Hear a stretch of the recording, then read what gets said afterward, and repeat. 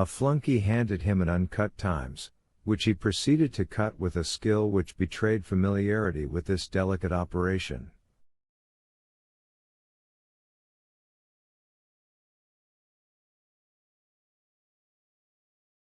The perusal of this paper absorbed Phileas Fogg until 4:15, whilst the Standard, his next task, occupied him till the dinner hour.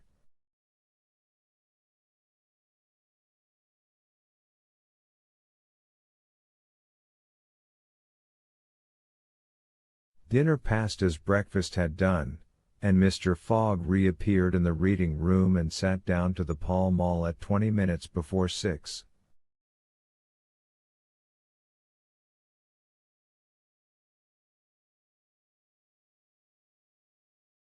Half an hour later several members of the Reform came in and drew up to the fireplace, where a coal fire was steadily burning.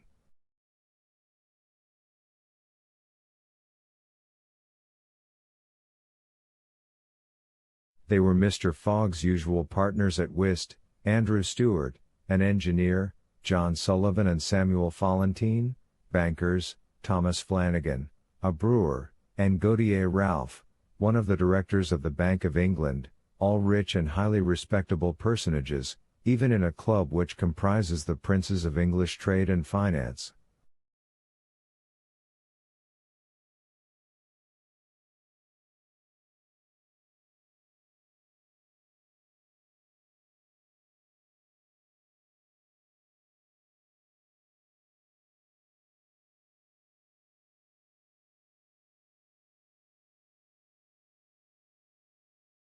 "Well, Ralph," said Thomas Flanagan, "what about that robbery?"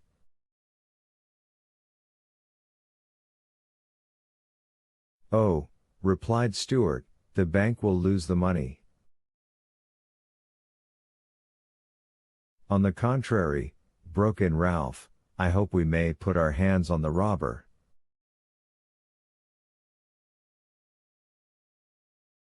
"Skillful detectives have been sent to all the principal ports of America and the continent, and he'll be a clever fellow if he slips through their fingers."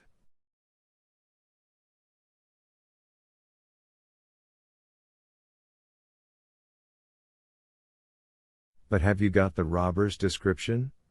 asked Stewart. "In the first place, he is no robber at all," returned Ralph, positively.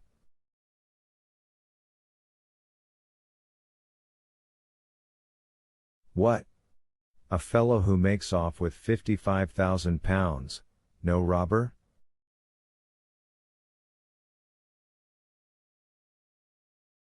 "No. Perhaps he's a manufacturer, then." "The Daily Telegraph says that he is a gentleman." It was Phileas Fogg, whose head now emerged from behind his newspapers, who made this remark.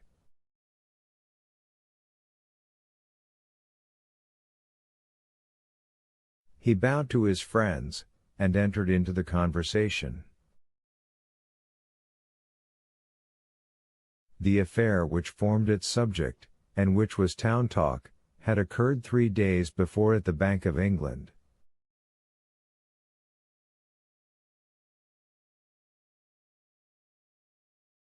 A package of banknotes, to the value of £55,000, had been taken from the principal cashier's table, that functionary being at the moment engaged in registering the receipt of 3 shillings and sixpence.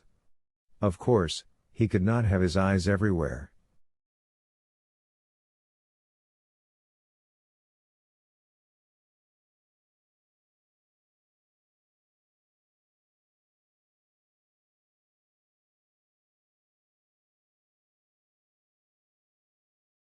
Let it be observed that the Bank of England reposes a touching confidence in the honesty of the public. There are neither guards nor gratings to protect its treasures. Gold, silver, banknotes are freely exposed, at the mercy of the first comer.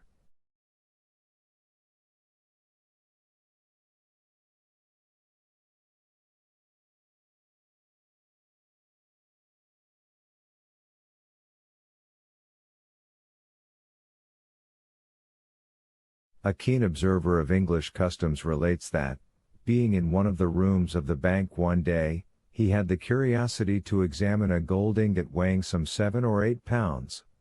He took it up, scrutinized it, passed it to his neighbor, he to the next man, and so on until the ingot, going from hand to hand, was transferred to the end of a dark entry, nor did it return to its place for half an hour.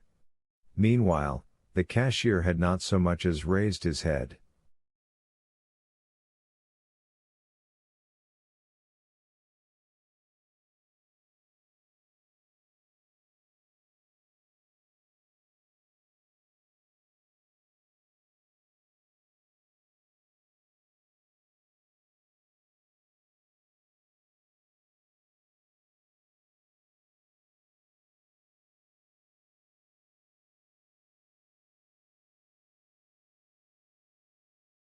But in the present instance things had not gone so smoothly.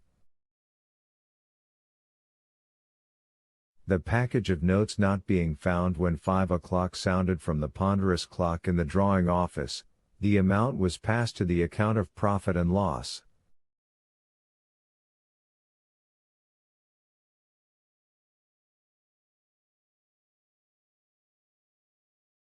As soon as the robbery was discovered, picked detectives hastened off to Liverpool, Glasgow, Havre, Suez, Brindisi, New York, and other ports, inspired by the proffered reward of £2,000, and 5% on the sum that might be recovered.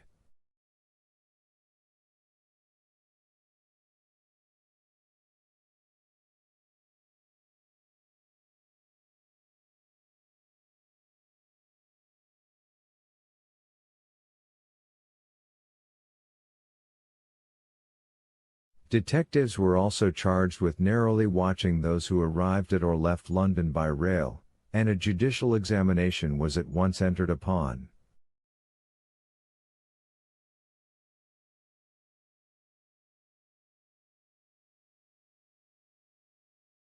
There were real grounds for supposing, as the Daily Telegraph said, that the thief did not belong to a professional band.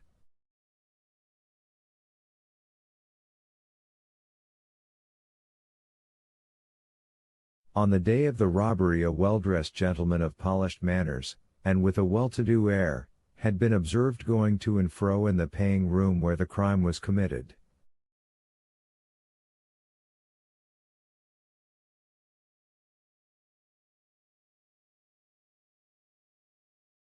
A description of him was easily procured and sent to the detectives, and some hopeful spirits, of whom Ralph was one, did not despair of his apprehension.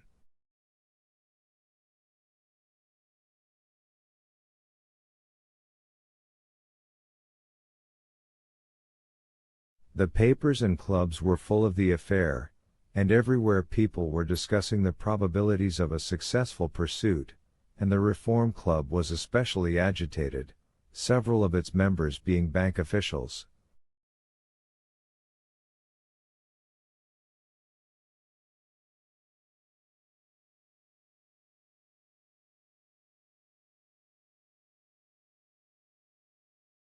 Ralph would not concede that the work of the detectives was likely to be in vain, for he thought that the prize offered would greatly stimulate their zeal and activity.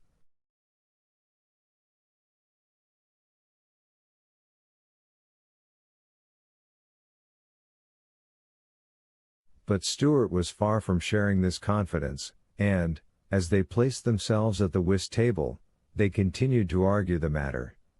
Stewart and Flanagan played together, while Phileas Fogg had Valentine for his partner.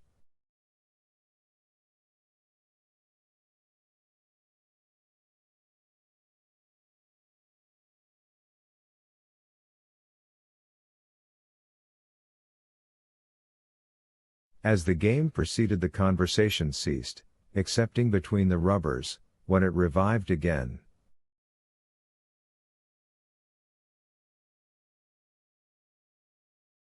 "I maintain," said Stewart, "that the chances are in favor of the thief, who must be a shrewd fellow."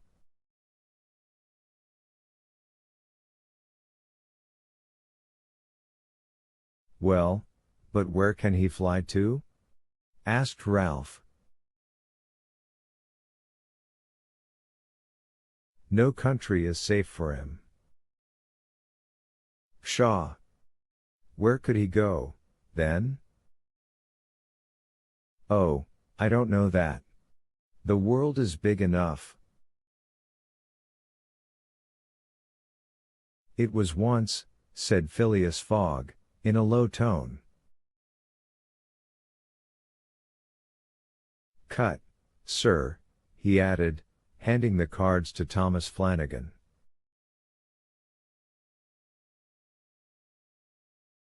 The discussion fell during the rubber, after which Stuart took up its thread.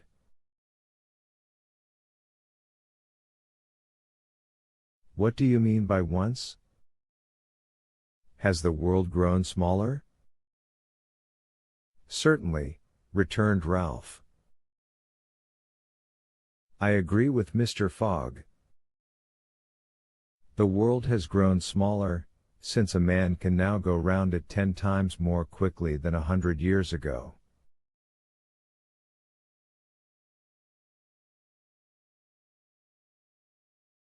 And that is why the search for this thief will be more likely to succeed. And also why the thief can get away more easily. Be so good as to play, Mr. Stuart, said Phileas Fogg. But the incredulous Stuart was not convinced, and when the hand was finished, said eagerly,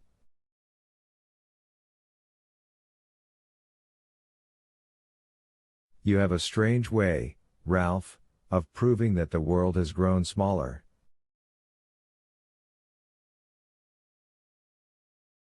So, because you can go round it in 3 months. In 80 days, interrupted Phileas Fogg. That is true, gentlemen, added John Sullivan. Only 80 days, now that the section between Rothal and Allahabad, on the Great Indian Peninsula Railway, has been opened. Here is the estimate made by the Daily Telegraph.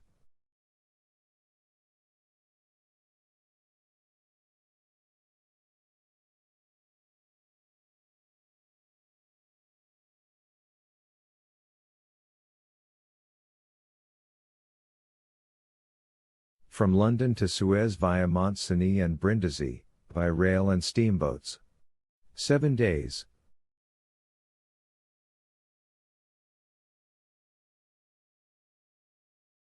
From Suez to Bombay, by steamer. 13. From Bombay to Calcutta, by rail. 3. From Calcutta to Hong Kong, by steamer. 13. From Hong Kong to Yokohama, Japan, by steamer. 6.